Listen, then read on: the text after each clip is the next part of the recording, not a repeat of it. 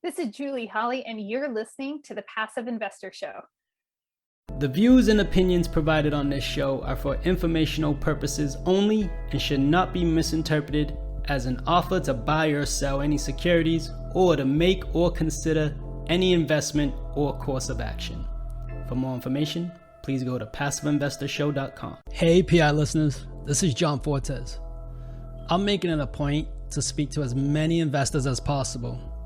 My goal is to position myself to be a blessing to my network through conversation. How could one be a blessing through conversation? The easy answer is by listening. A simple conversation can open many opportunities and doors. I always ask myself this: what do I have to lose by having one more conversation? Going back to high school, I've connected friends and family in my network to one another, even if it didn't benefit me. And I continue those same principles and practices. Why? Because it's the right thing to do.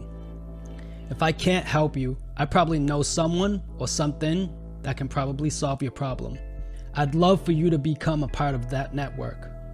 Go to www.johnfortes.com, create your investor profile, and schedule a call. How can I best serve you through conversation? In the words of Clarence the Angel from It's a Wonderful Life, no man is a failure who has friends.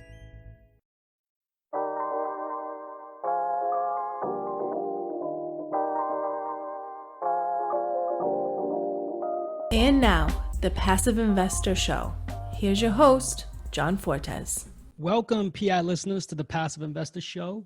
I'm the Passive Investor Consultant, John Fortes, your host of the only ranked podcast for passive investors in multifamily syndications and real estate funds. Our goal and purpose of this show is to be a resource to investors and help them master their passive investments by beating inflation 1% at a time. Welcome back, PI listeners, and I already messed up, right? Don't worry about it, because we're human. Today, I have the pleasure of connecting with Julie Holly. Julie is the Director of Investor Management for Three Keys Investments. Julie helps people like you find their freedom through multifamily real estate investing so that they can live the life of their dreams. She has invested in single-family homes, house hacked before it had a name, managed properties from 1K miles away, and passively invested multifamily assets. Currently, Julie is passively invested in nearly 300 doors. Her podcast, Ask Me How I Know, Multifamily Stories of Struggles to Success, is designed to fuel the mind and soul through weekly interviews with industry leaders as well as mindset episodes. Julie's experience as a public school teacher, ability to relate with people and genuinely care for their financial well-being, allow her to raise capital for the team's offerings. Her free time is filled with backcountry mountain biking, with family and friends, baking delicious treats to share with others, and writing grants for 9B Trails, a local nonprofit, and leading book clubs to stimulate minds and build community. Welcome to the show, Julie. Thank you so much, John. I thoroughly appreciate being here. I admire you so much, and I just look at what you do, and I'm like, that's who to emulate. So thank you for setting a great example in the world. I'm blushing, sorry. No, man, I really enjoy what you do. You really piece it all together with the mindset on your show. And I had a pleasure of being a guest on your show, and it was a great time. I love the way you drive the conversation. You ask the right questions to pull the information that you're really seeking to help investors in your audience. So I recommend everybody to go listen to your show, subscribe, also leave a review. Give Julie a review. That's what we do this for, to help other people so they can find us. So please go listen to Julie's show. Thank you for being here. Wow, thanks for the plug too. I love this show. It's really matured quite a lot. You know how it goes in podcasting. Anytime you're over 100 episodes, you're like, this is just getting better and better, and you find your groove. It's amazing. Absolutely. It's just crazy. But let's not talk about the show. Let's talk about you. All right. Julie. Tell us about your background and how did you get into it? Well, I could really get into the weeds on this because I come from a real estate pedigree, but it's residential sales, which is different than investing and definitely different than commercial investing.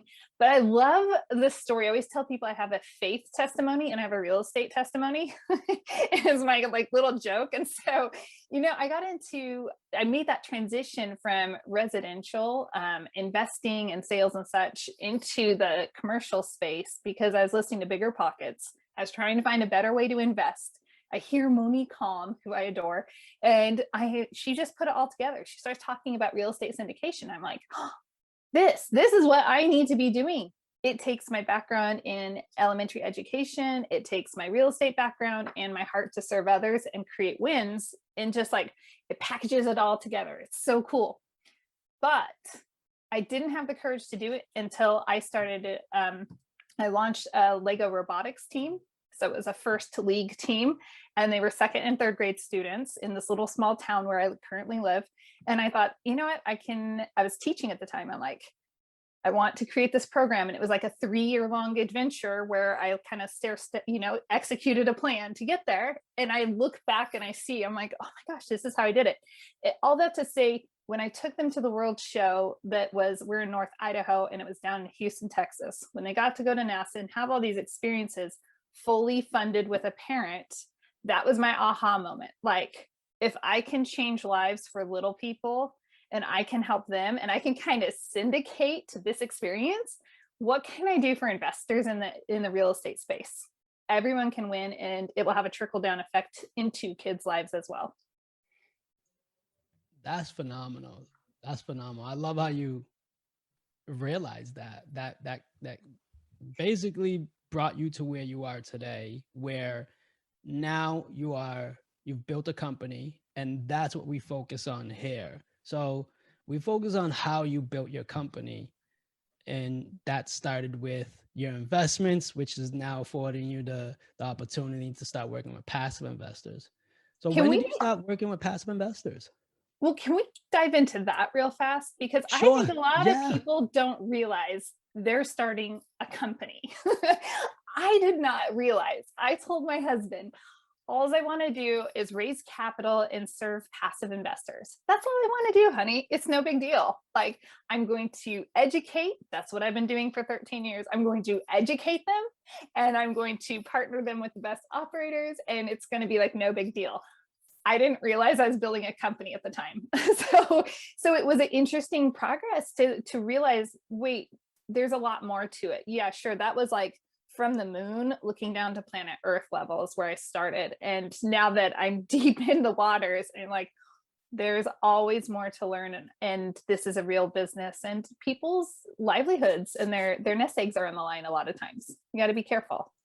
Absolutely. And when we're building businesses, we're going from scratch, because when you're building, your real estate portfolio, you start implementing certain processes, and then friends and family start asking and getting curious because you put it out there, and then all of a sudden people are coming towards you. You got passive investors saying, your next deal, I want to be a part of.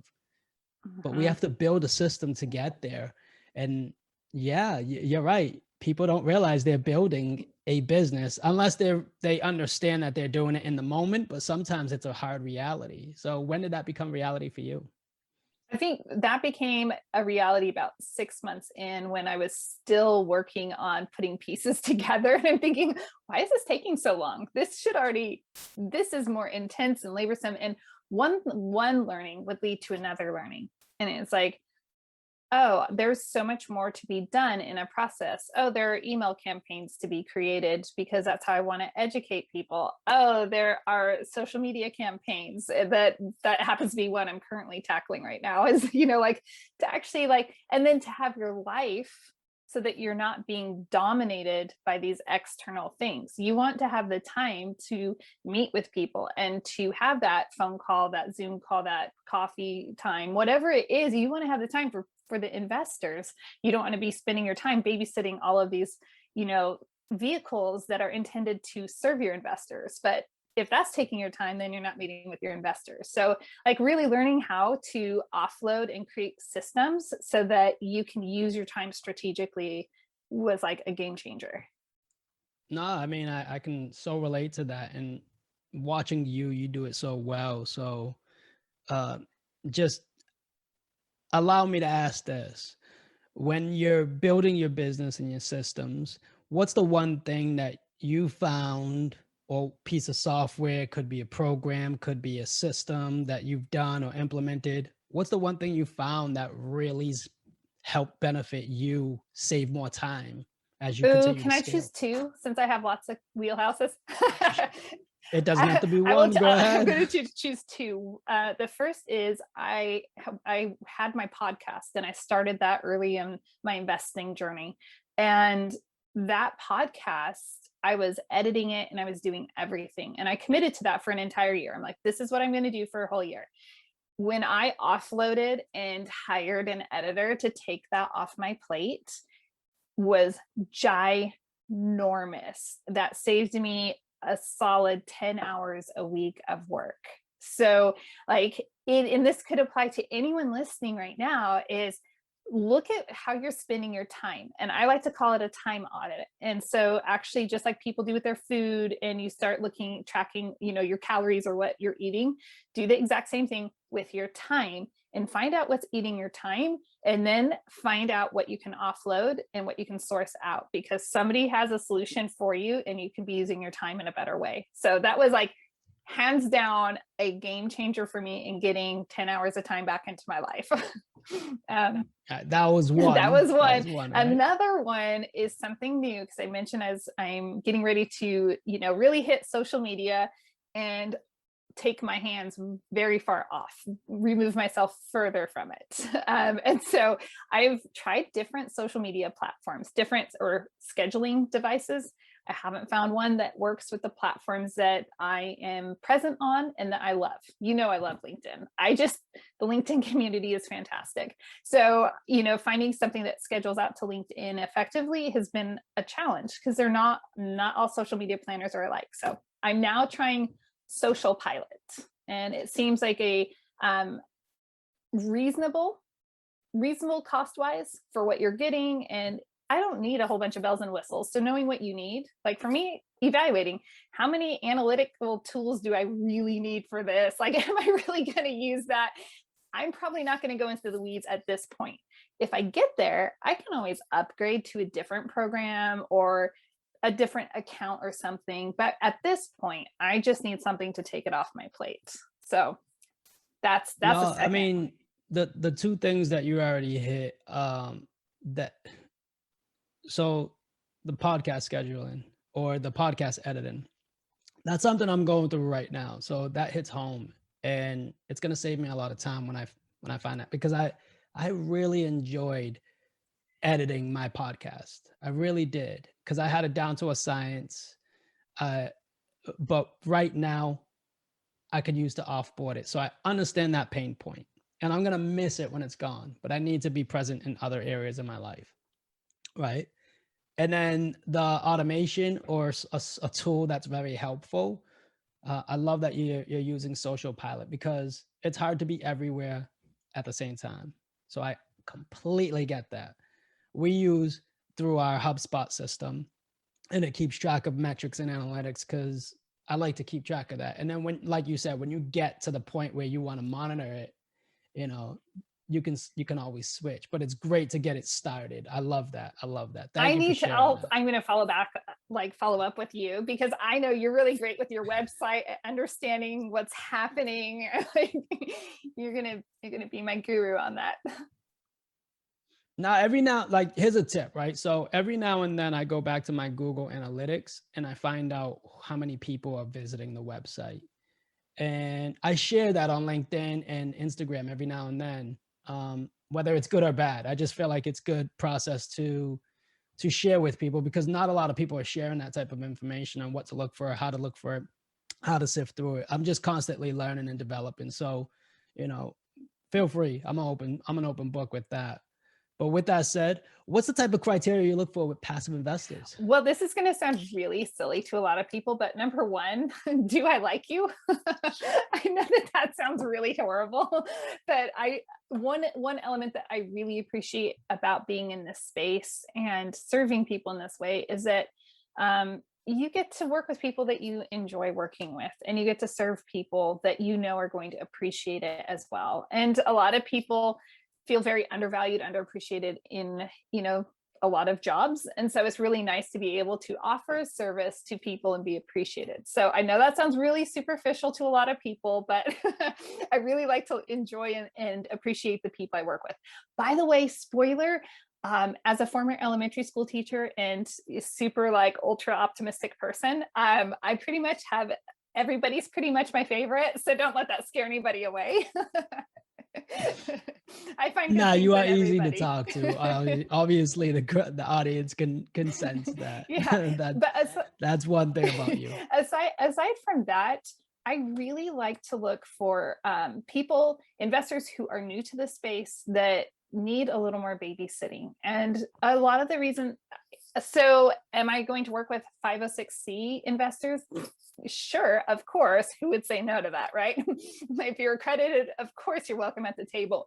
But I have a heart for the middle margins. We're always looking in society at the outliers, and the middle just gets left alone, and they miss out on all these opportunities. And I was one of those people, so I very much relate. I was raised around real estate. I knew real estate. I was around all this stuff, and I was super too well into my adulthood, to just be learning about syndication. And I want to help that demographic specifically be able to enter into the space and develop their whatever I look at it as a retirement portfolio, but it can serve a lot of different purposes. So wealth management. I would that's definitely the teacher in you.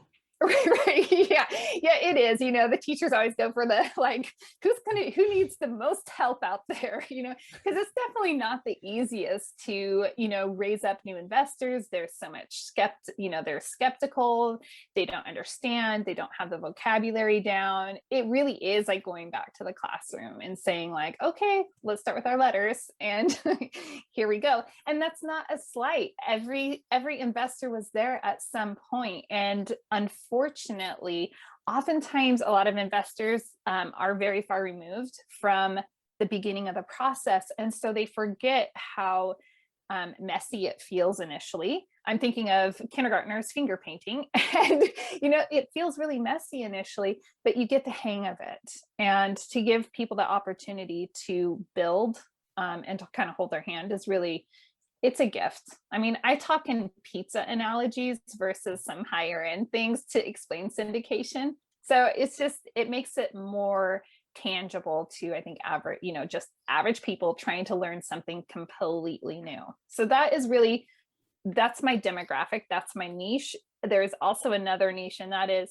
I am geared towards impact investing. So as much as I serve the investors, I want to impact communities. And so I also partner up with passive investors who want to put that same dollar to work in multiple ways. So great, let's invest your money. You make a great return. It's not compromised, but now you're actually serving this community by creating this amazing housing for residents. And that's going to have another profound effect.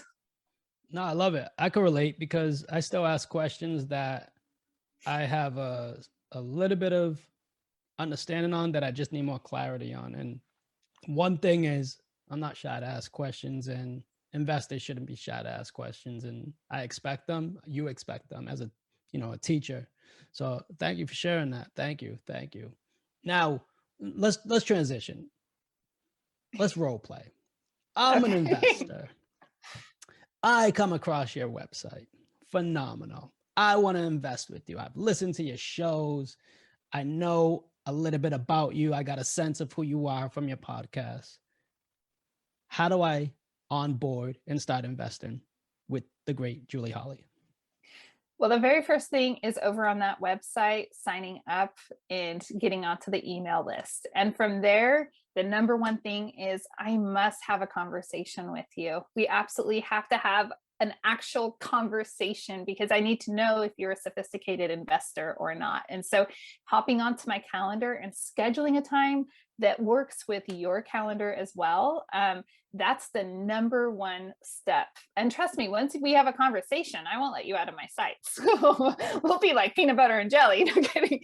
But those are the most important things, because in that initial phone call, when we're discussing, I need to understand, in order to serve an investor well, like John, I need to know, like, how much money do you want to invest? Where's that money coming from? Is that money liquid? Can you access it right now? If I have my deal and I need you to wire money next Tuesday at, by noon, can you make that happen? Or do I need to educate you on the process of how to roll some funds over so that you can have that liquidity? So there's that educational piece, but even beyond that, there's also, as you know, I'm like, this, but for my investors, like you, John, it's important for me to understand, what are your goals? Because although I could have an investment that I believe is a fantastic investment, and I only would, offer fantastic investments, however, it might not be complementary to your investment timeline and your goals. And so if I don't understand what your goals are and what you're trying to accomplish, then I can't take you to the finish line of that. So, I mean, if you're into creating wealth and you want to hold on to that, and you're in it for a long haul, there are some different plays that we could have. And I'll just like put a little asterisk by you and say, oh, wow, you know what? They're willing to hold on to something for 10 or 15 years. That's a different play. Oh, you want a joint venture because you want to see some different returns, or, you just want to keep it smaller. You don't want to syndicate. That's fine. Let me asterisk you for that. Oh, you only have 25,000 to start with. Okay, let me look at this. Let me keep you over here in this part. Like, there are lots of different ways that we sort out the investors to ensure that our investments are complementing their goals. No, I love the fact that you explained that, because as a boutique firm, startup firm, we go from working with 506Bs, accredited and non-accredited investors, to eventually scale into a position where we built enough accredited investors and start offering 506Cs at higher tickets and such. So to build that process, the call has to happen per SEC regulations, and investors sometimes are reluctant to get on that call for the simple fact that, all right, why do I have to get on the call? Well, it's for SEC regulations. And we're not going to talk about any specific deal. We could talk about previous deals, but the call is going to focus on the investor. And you explained that and painted a beautiful picture by giving some examples of some questions. And what I would ask too, what I would add to that is, what's your time horizon? How long are you expecting to invest this capital? Do you need it today? Is this disposable that you're looking to basically invest, right? So that's I have a formulated set of questions similar to you that now is that how we're presenting it now is we're showing you those questions before you even get on the call with us. The minute you book the call, we're sending you the form of the questions we're going to ask. And the investors can go ahead and pre-fill that out, and we'll have a great understanding of how to go through it. And now we can dive into more me and you type conversation. What is the criteria type? Because that saves a lot of time for investors. So thank you for explaining that. Well, can I reverse podcast you for a second and ask you a Go question? ahead. It's your show. I had a form for a period of time, and then I just felt like it wasn't effective. And I don't know if it's a personality thing or what, but how much time do you think it saves? Do people appreciate that? What's your feedback on having that filled out in advance? So I started off with 2 forms. So it's the easy entry to barrier, simple questions form, set up the meeting. And then I hit you with the real questions. And I still have the two forms. I think it saves the conversation questions in front of, because I didn't like going through Julie, let's go through this and Right? answer it, right?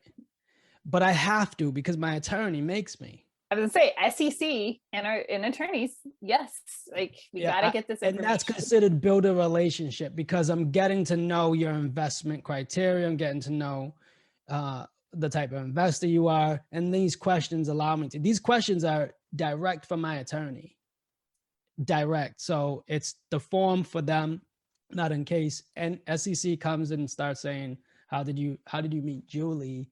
Well, Julie's filled out this form prior to any investment she's ever made with us.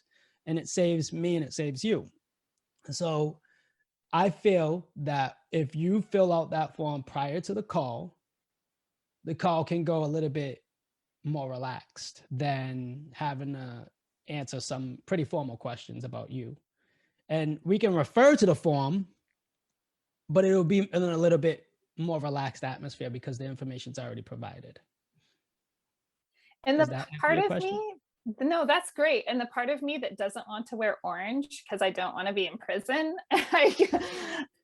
like that part of me actually really sees a new value. I'm gonna pull my form back out because what you're saying is very true about, just having some evidence should the SEC, ever want to come and evaluate and review, audit, all the different things they want to do, right? If they ever want to do that to me, there's also a timeline.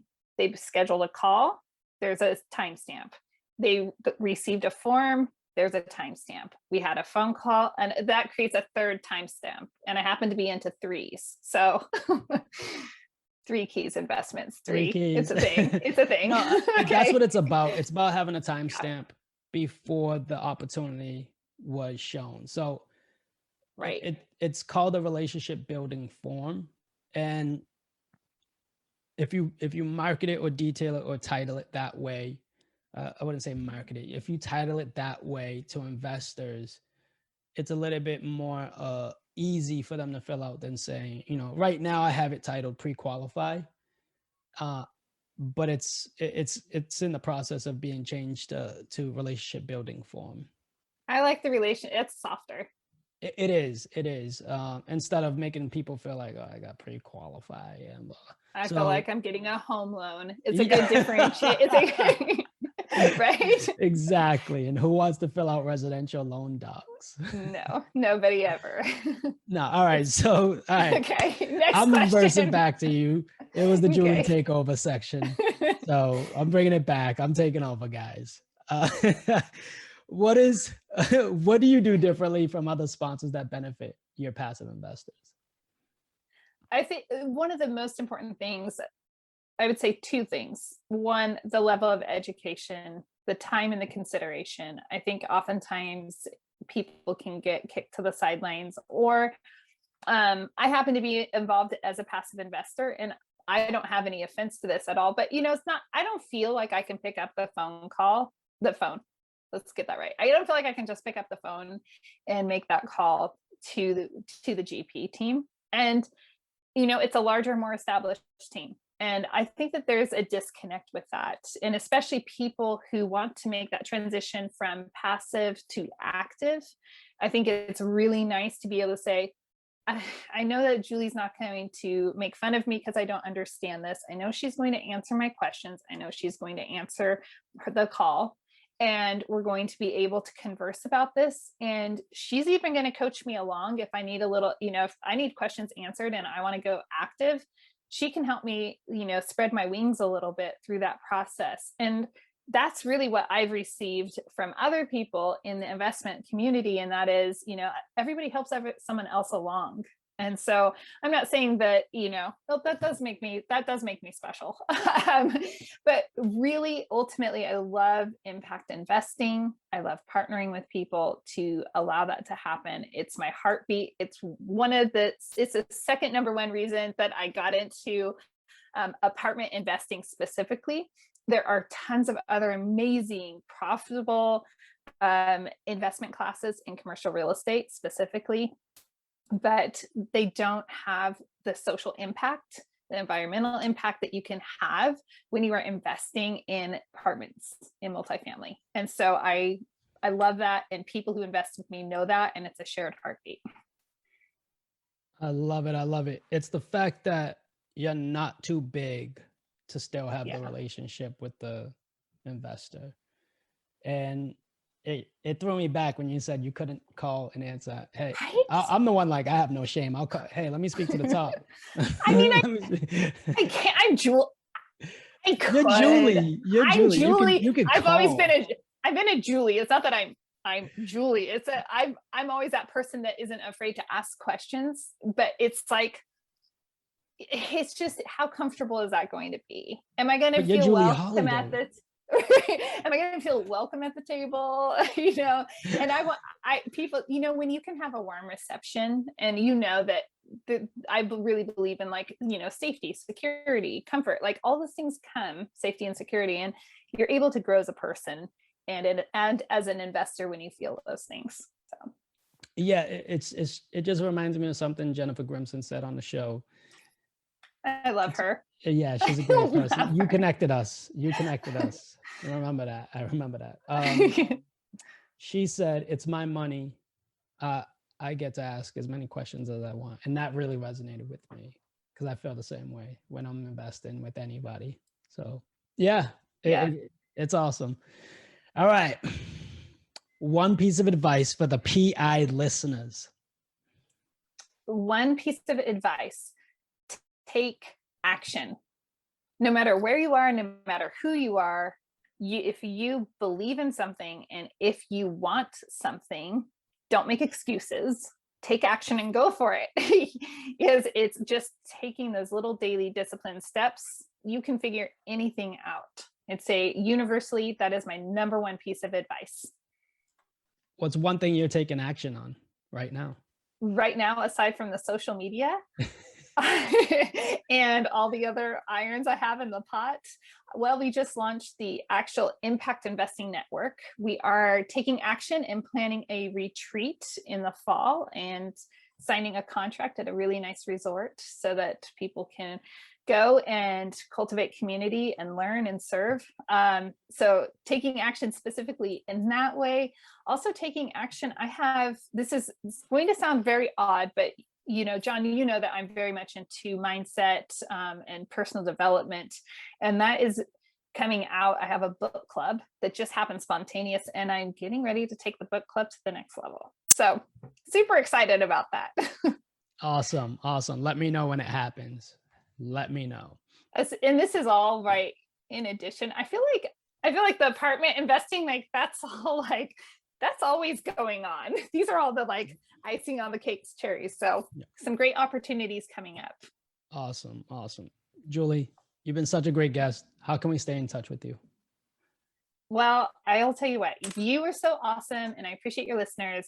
Use the back door to my website. Just go to julieholly.com, and that will take you to all things Julie Holly, because I have lots of irons in the oven. And so you can check out 3 Keys Investments. You can sign up and, you know, schedule a call with me there. You can look at the podcast. You can find John's episode there specifically. I'm so excited that it's all there.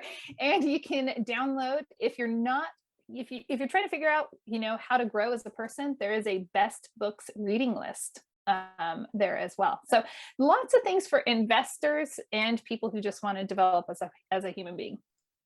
I love it. I'm trying not to cough right now because I'm sick. Sorry. Oh. All right. 3 Keys Investments. What is the meaning behind the company name? It's really powerful. So number 1, 3, for my faith, it represents the Trinity, the number 3. I'm also the 3rd generation realtor in my family. And so that has significance as well. And kind of just for fun, it's something I've always believed in, like 3, you do anything 3 times, you know, if you know it, like it, trust it, right? So it could be going out on a date. It could be trying a new food. You give something 3 and you'll know. So I kind of do things in increments of 3. That is my favorite question of the show. Julie, thank you for stopping by. We really enjoyed the conversation. Thank you, John. It's always a joy. Don't forget to download your free copy of the investment tracker. It allows you to track up to 5 investments, compare sponsors, markets, and most importantly, projected versus actual returns. To get your copy, go to www.projectedreturns.com. PI listeners, thank you for listening. As always, we hope this was the best resource for your investment strategy, but also the best use of your time. Remember, if this episode helps you, you can help us by leaving a review on iTunes. I hope you feel compelled enough to share it with someone you think this would resonate with as well. As much as it pains us to leave you, but you know what time it is. Time to go put this into practice. Till the next time we meet, happy investing. PI listeners, I'm grateful for your time and I appreciate you for listening. It would mean the world to me if you went to iTunes and left a rating and written review. Let me know how you feel about the show. It really makes a big difference with getting the podcast out there. Don't forget about our Facebook group, where all of our guests are members of. I'll be there to answer any of your questions, or even questions you might have for future guests. Subscribe so you can get the latest episodes and our fan favorite quick hitters. Finally, I want to keep you updated, so head over to johnfortes.com and sign up for the newsletter. If you're interested in partnering with me, sign up on the contact page so you can talk to me directly. I look forward to connecting with you. Happy investing.